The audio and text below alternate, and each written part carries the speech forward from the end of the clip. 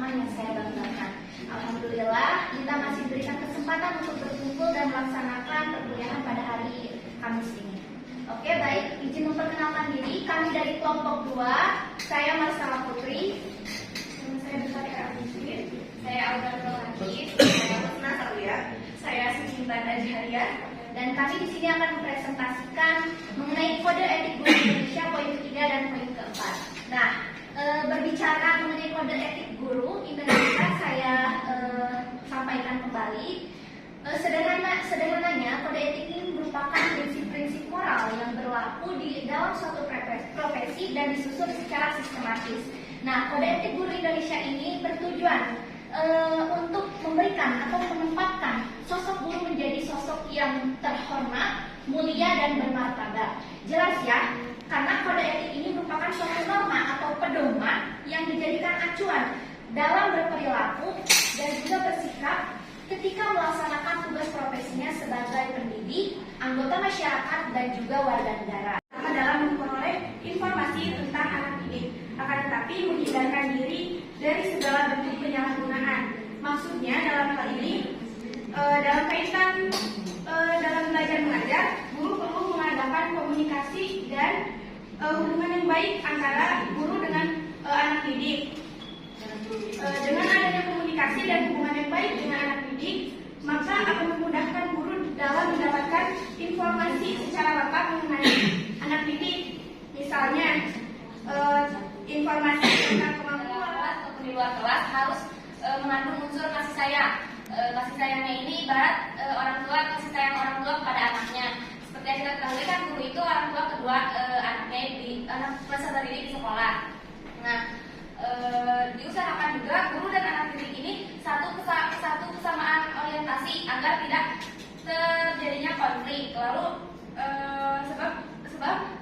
sebab sekolah atau kelas itu merupakan subjek-subjek yang heterogen sehingga keadaannya cukup kompleks. Kemudian yang harus diingat juga, guru harus bisa berkomunikasi dengan baik bersama orang tuanya, bersama sesama guru, terutama pada bisa mengikuti hal berikut. Yang pertama yaitu pengaturan tata letak atau tempat duduk yang baik agar lebih kondusif untuk menciptakan kepentingan pengajaran agar tersampaikan lebih baik. Seperti yang sudah kita pelajari di mata kuliah pedagogi dan manajemen kelas, kita sudah belajar cara mengatur tata kelas, cara mengatur tempat duduk kelas. Seperti itu. Lalu yang kedua, menciptakan iklim atau suasana belajar yang menyenangkan, yang lebih serasi, misalnya seperti situasi kata di dalam kelas itu sampai terbangun gitu. Lalu gimana sih cara membuat iklim suasana kelas yang baik dan menyenangkan itu gitu?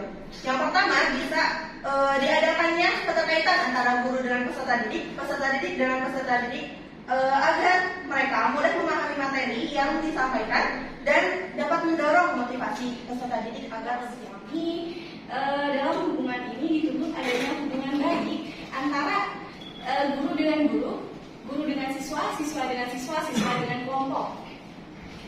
Dengan demikian, memang dituntut adanya keterlibatan antara semua pihak di dalam lembaga pendidikan sehingga dapat menjunjung berhasilnya proses belajar mengajar. Oke, selanjutnya adalah mengusahakan keberhasilan proses belajar mengajar. Guru juga harus membina hubungan baik dengan orang tua murid. Dengan begitu, kita dapat mengetahui keadaan murid di rumahnya seperti apa dan proses pembelajarannya itu seperti apa. Kayak gitu. Juga untuk mengetahui beberapa hal tentang anak didik melalui orang tuanya sehingga dapat digunakan sebagai bahan untuk menentukan kegiatan belajar mengajar yang lebih baik.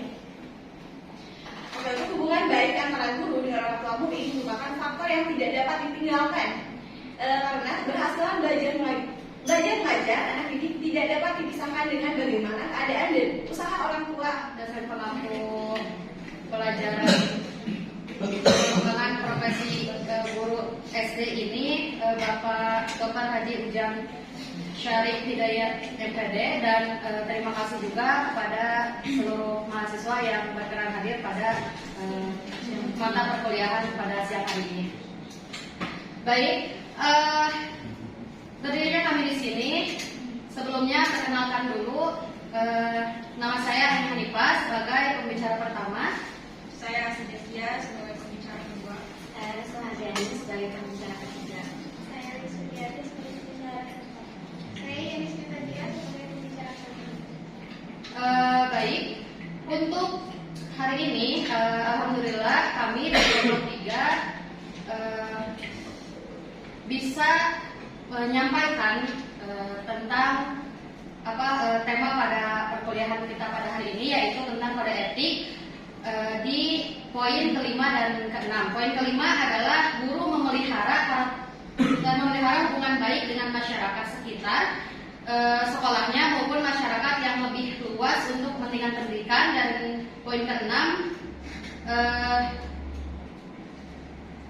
keenam, guru secara sendiri atau bersama-sama berusaha mengembangkan dan meningkatkan mutu pendidik. Nomor 5. Nah, di samping yang telah dijelaskan oleh Teh Ani, saya akan menambahkan. Jadi di samping itu, jika sekolah mengadakan berbagai kegiatan, maka sangat memerlukan kemudahan dari masyarakat sekitar. Artinya, sekolah harus menjalin hubungan baik dengan masyarakat. Sebagai contoh, misalkan seringkali ada kegiatan di sekolah itu seperti pramuka. Nah, kan biasanya dilakukan di lapangan terbuka, terus di lingkungan warga, di lingkungan masyarakat, membentuk manusia pembangunan yang berpancasila. Yaitu Pancasila merupakan pedoman nilai-nilai yang ada dalam masyarakat untuk mengarahkan seseorang bertingkah laku baik. Misalkan anak yang berkebutuhan khusus juga merupakan bagian dari masyarakat, sehingga mereka juga harus tumbuh dan berkembang, sehingga mereka juga sesuai dengan nilai-nilai Pancasila. Dilihat dari yang ada di Pancasila itu, kesemuanya mengundang peran guru untuk dapat membimbing peserta didiknya agar mempunyai jiwa yang berpancasila. Kemudian, sesuai dengan kode etik profesi guru yang pernah bahwa guru berbakti membimbing peserta didik untuk membentuk manusia Indonesia seutuhnya, ya berjiwa Pancasila. Maka aplikasinya dalam pendidikan luar biasa atau inklusi hampir sama dengan penerapannya. Seperti yang telah dijelaskan sebelumnya, bahwa mengajar sangat berbeda dengan mendidik. Guru mengajar hanya melakukan transfer pengetahuan, jarang yang mengadakan umpan balik secara langsung. Jadi akan mengakibatkan peserta didik tersebut kurang aktif di dalam kelas.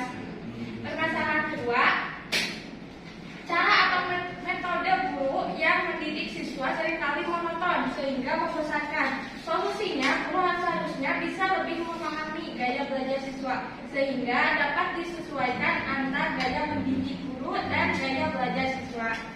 Selanjutnya, guru seringkali tidak menghidupkan kejujuran dan profesionalitas dalam menerapkan kurikulum sesuai dengan kebutuhan anak didiknya masing-masing. Nah, mengandung makna bahwa guru hanya sanggup menjalankan tugas dan profesi sesuai kemampuannya.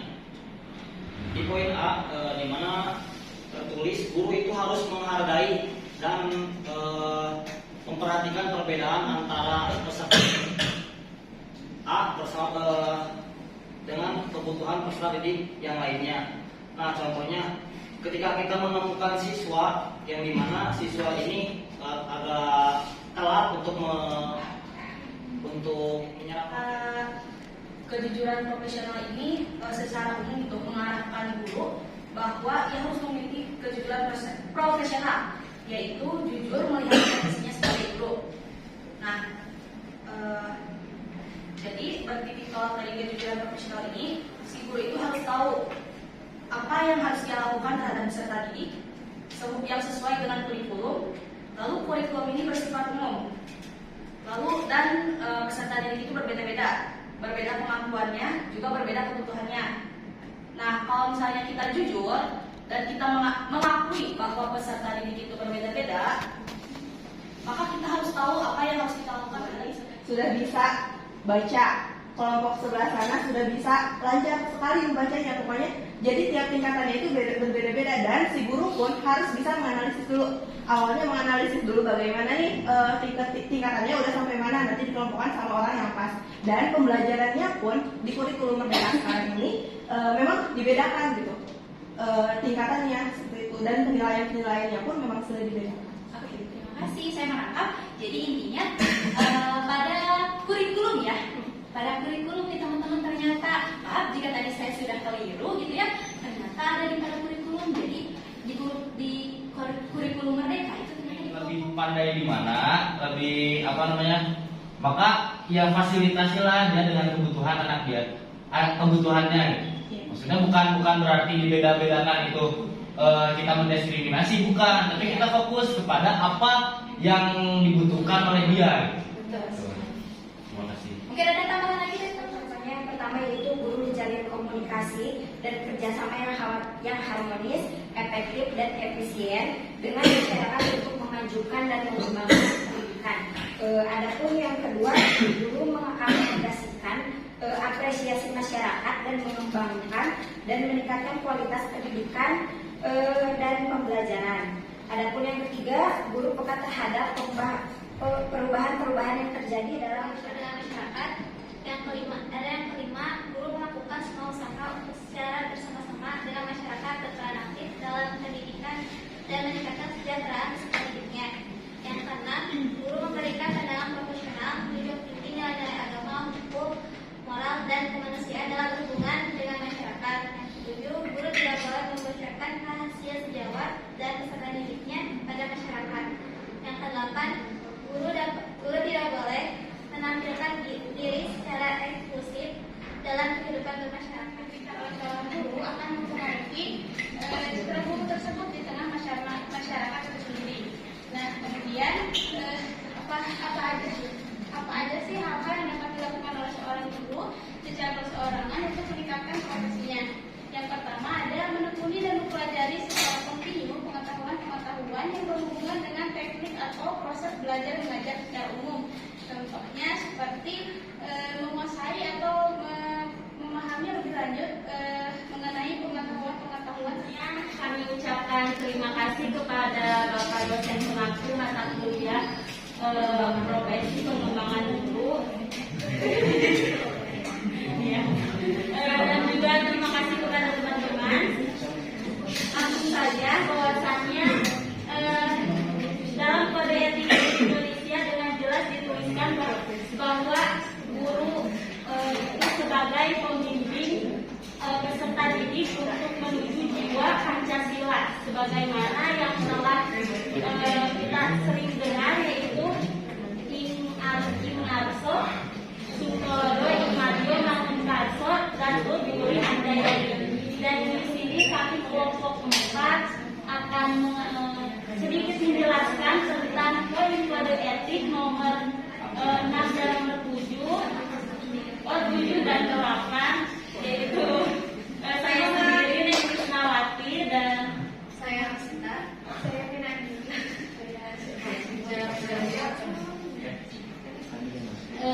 dan di sini poin ke-7 yaitu guru menciptakan dan memelihara hubungan antara sesama guru baik berdasarkan lingkungan kerja maupun di dalam hubungan keseluruhan.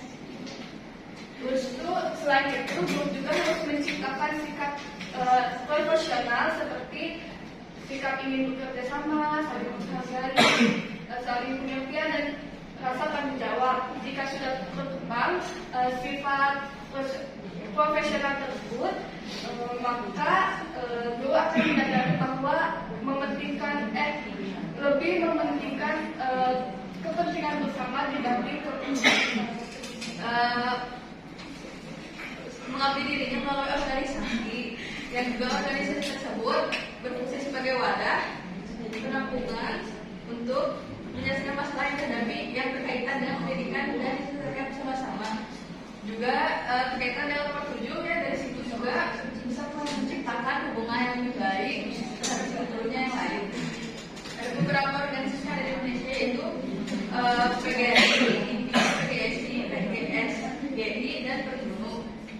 Nah dari situ Guru bisa sama-sama meningkatkan dan memelihara pembinaan guru. Selamat siang semuanya. Yang pertama, Bapak dosen pengampu mata kuliah pengembangan profesi guru sekolah dasar, Bapak Dr. Haji Ujang S. Hidayat MPG, dan teman-teman yang kami banggakan. Terima kasih banyak atas kesempatan yang diberikan kepada kami. Kami dari kelompok 5 akan memberikan sedikit poin tentang kode etik guru Indonesia. Sebelum kita masuk, terlebih dahulu dengan kami memperkenalkan diri. Nama saya Nur Aini Tom. Nama saya Tasya Desianti. Nama saya Ronika Haruka. Nama saya Muhammad Fikri Zaman. Nama saya Putri Sadega. Baik, kita berikan penjelasan poin nomor 6 dan 9, yaitu secara sendiri dan atau bersama-sama berusaha mengembangkan dan meningkatkan mutu profesinya. Dan nomor 9 melaksanakan segala kemusuhan yang merupakan kebijakan pemerintahan dalam bidang pendidikan. Selanjutnya itu masuk ke poin nomor 6. Dari pribadi kita bisa dengan melaksanakan pengembangan keprofesian berkelanjutan seperti seminar, workshop dan lain-lain. Kalau misalnya secara bersama-sama di SD itu sendiri ada yang dinamakan kelompok belajar, misalnya antar guru kelas 1 dengan guru kelas 1 lagi dari sekolah lain, atau kalau misalnya di SMP itu ada MGMP, Majelis Majelis Guru Mata Pelajaran gitu. Musyawarah Guru Mata Pelajaran. Nah, di mana forum tersebut ya untuk saling berbagi apa misalnya di satu sekolah apa yang menjadi kendala, dan apabila bersama-sama mencari solusinya. Nah, untuk di kurikulum Merdeka ini juga ada yang dinamakan guru penggerak. Nah, guru penggerak ini dia yang menjadi pelopor untuk bagaimana mengembangkan atau membagikan ilmunya kepada guru-guru yang lain untuk meningkatkan mutu pendidikan di sekolah. Kebijaksanaan pemerintah dalam bidang pendidikan. Sebagai salah seorang anggota organisasi, baik organisasi guru maupun organisasi yang lebih besar seperti Departemen Pendidikan dan Kebudayaan, guru akan selalu berada dalam bimbingan dan pengawasan pihak atasan. Dari organisasi guru ada strata kepemimpinan mulai dari pengurus cabang, daerah sampai ke pusat. Begitu juga sebagai anggota keluarga besar Dikbud, ada pembagian pengawasan mulai dari kepala sekolah, Kapkandet, dan seterusnya sampai Menteri Pendidikan dan Kebudayaan. Sudah jelas bahwa pemimpin suatu unit atau organisasi akan mempunyai kebijaksanaan dan arahan dalam memimpin organisasinya, di mana tiap anggota organisasi itu dituntut berusaha untuk bekerja sama dalam melaksanakan tujuan organisasi tersebut. Dapat saja kerjasama yang dituntut pemimpin tersebut diberikan berupa tuntutan atau akan kepatuhannya dalam melaksanakan arahan dan petunjuk yang diberikan mereka. Kerjasama juga dapat diberikan dalam bentuk usulan dan masalah kritik yang membangun demi pencapaian tujuan yang telah digariskan bersama dan kemajuan. Bahwa guru melaksanakan segala ketentuan yang merupakan kebijakan pemerintah dalam bidang pendidikan. Nah, tentu satuan sekolah dalam melaksanakan segala kegiatannya atau melaksanakan proses pembelajaran tentunya ada ketentuan yang harus dia patuhi lah gitu ya. Nah, sebagai seorang guru seharusnya ia mampu gitu, maksudnya untuk melaksanakan segala ketentuan yang ditetapkan oleh pemerintah. Nah, contohnya misalnya kayak ketentuan yang sekarang kurikulum mereka. Nah, kan tiap sekolah itu harus dapat melaksanakan hal tersebut gitulah ya. Nah, gitulah ya. Nah, jadi emang setiap guru itu